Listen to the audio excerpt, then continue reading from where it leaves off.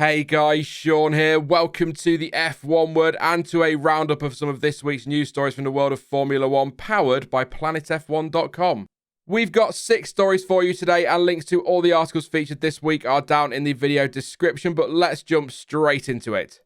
First up today, it's McLaren, and Andrea Stella has said that if Oscar Piastri is asked to support Lando Norris in a potential bid for the 2024 Drivers' Championship title, his help would be a massive boost for the team as well as an investment for himself and his future with McLaren. Norris, who has not given up just yet on launching a late title bid, is best placed to challenge Max Verstappen as we head into the final 8 races of the year. The Brit 62 points behind the Dutchman, whereas Piastri is another 44 points further back.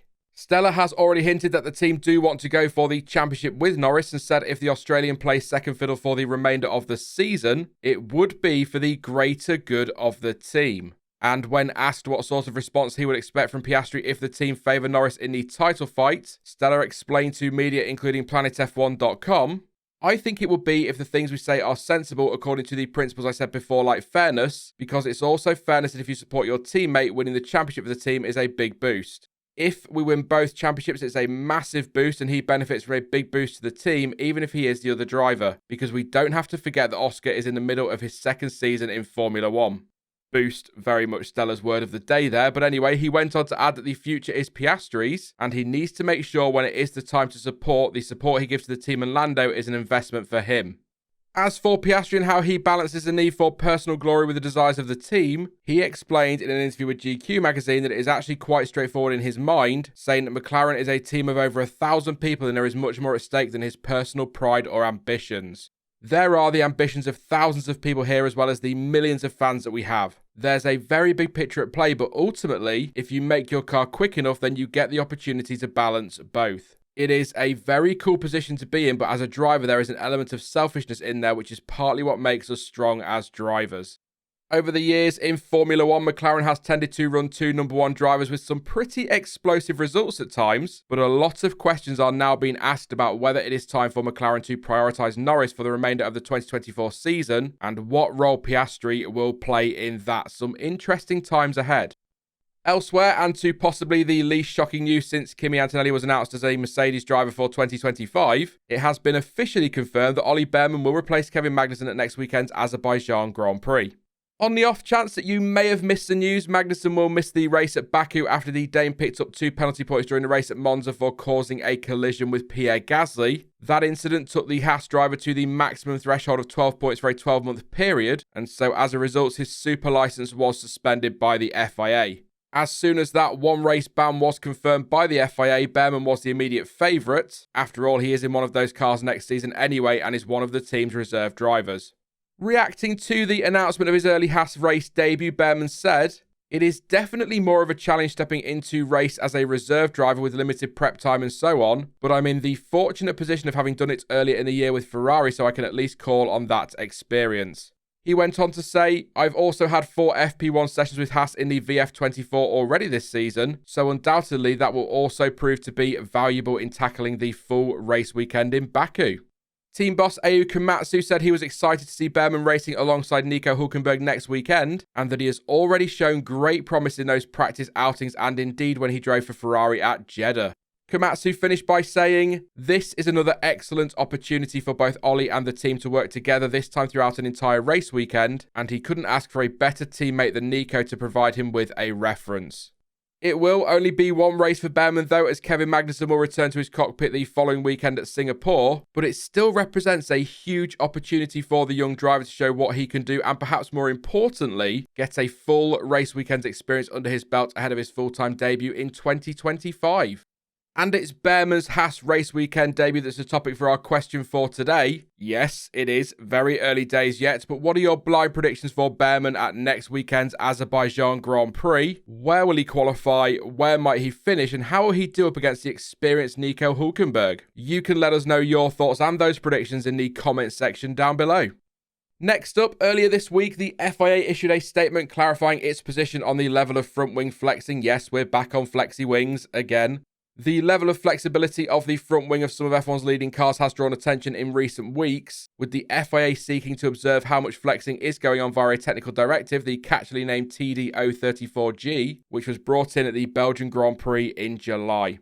While all the teams have passed all current checks and load tests, some of the leading teams are understood to be unhappy with the level of flexibility on display at McLaren and Mercedes, with Ferrari, Red Bull and Williams voicing their concerns to the FIA. Fred Vasseur is also understood to have discussed the matter with FIA single-seater director Nicholas Tombazis, and Christian Horner has said his team are ready to respond with a revised front wing if there are no issues running with higher levels of flex. On Tuesday, the FIA issued a statement which clarified the governing body's position after the initial monitoring period of a few weeks, and that statement read, "The FIA is examining front wings at every event with numerous checks, conformity of surfaces, conformity of deflections, with respect to the relevant F1 technical regulation. All front wings are currently compliant with the 2024 regulations."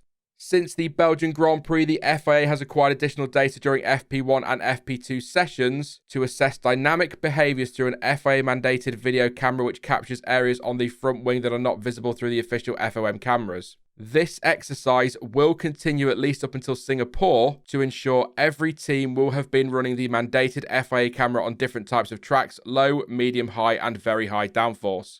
The statement explains that will give the FIA access to a large database, which will allow the governing body to draw the most objective picture of the situation and quantify differences between the various dynamic patterns observed on track.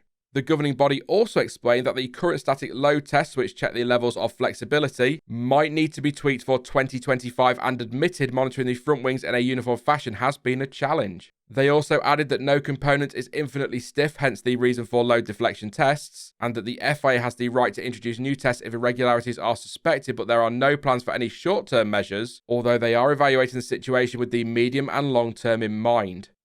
Those are the three main stories we've picked out for this week's roundup, but here are just a few more in brief because we are just that generous. Ferrari has announced that Loic Serra will take on the role of Technical Director Chassis when he joins the team after his gardening leave on the 1st of October. He will head up a 7-person team that covers everything from chassis project engineering to track engineering and to chassis operations, and will report directly to team boss Fred Vasseur. Of course, Serra, who used to work with Mercedes, will reunite with Lewis Hamilton when the Brit makes his switch to the red of the Scuderia in 2025. Mercedes struggled last time out at the Italian Grand Prix, with Lewis Hamilton telling the media, including PlanetF1.com, that Mercedes just didn't have the pace and that they had more degradation and just generally were lacking 1 or 2 tenths in the race. Monza was the third event in which they were running the new floor and diffuser that they introduced at Spa, and although Andrew Shovlin previously said they weren't expecting massive gains from the package, he now concedes they have to ask the difficult question of whether there's anything subtle in the handling characteristics the package might be doing that wasn't anticipated. Adding that's difficult to assess because the car will perform differently track to track, but also said that at some circuits they've struggled with the balance of the car regardless of the aerodynamic specification. He went on to add that there's quite a lot for the team to consider, but they do have a lot of data now and so can go off and use the, quote, next few days to learn what we can from that. There is a positive though, and that is that Shovlin says the upgrades have increased the car's overall downforce, every cloud and all that. And finally, Fernando Alonso has been driving an Adrian Newey designed car, and perhaps not for the last time, after he took to the streets of Monaco earlier this week following delivery of his Aston Martin Valkyrie. A press release from the team explained that Alonso drove his new Valkyrie hypercar out of the iconic Monte Carlo Bay Hotel, showcasing a bespoke specification created in partnership with the design team at Aston Martin's bespoke service Q by Aston Martin. The car is also painted in satin Aston Martin Racing Green, with bespoke contrasting AMR satin lime graphics emphasising the aerodynamic highlights of the hypercar, it's green and lighter green, and also features a red anodised aluminium accelerator pedal, that's a mouthful, etched with the number 14, the Spaniard's race number of course. However, the bad news for the double world champion is that he will apparently have to pay full price, although that retail price isn't all that bad at just $3.5 million. Yeah, and in November last year, he told GQ magazine he'd hoped for an employee discount, but probably took that for granted, going on to add, quote, "I went through the specification with them, green with a touch of lime to look like my F1 car, and then looked to see what the discount was. There was no discount. By then, it was too late." Alonso said it was hard to put into words how much he's been looking forward to being able to sit in his own Valkyrie, one that he has worked on designing closely with the team at Q by Aston Martin, and it is a day he will remember. But the big question is, when will you be taking delivery of your Aston Martin Valkyrie? We're all getting one, right? You can let us know your thoughts on any of the stories featured in this week's news roundup in the comments section down below. You can also find links to all the articles featured in the description, and to catch up on the latest Formula One news and reaction, head on over to planetf1.com. But as ever, thank you for watching. I've been Sean, this has been the F1 Word, and until next time, goodbye.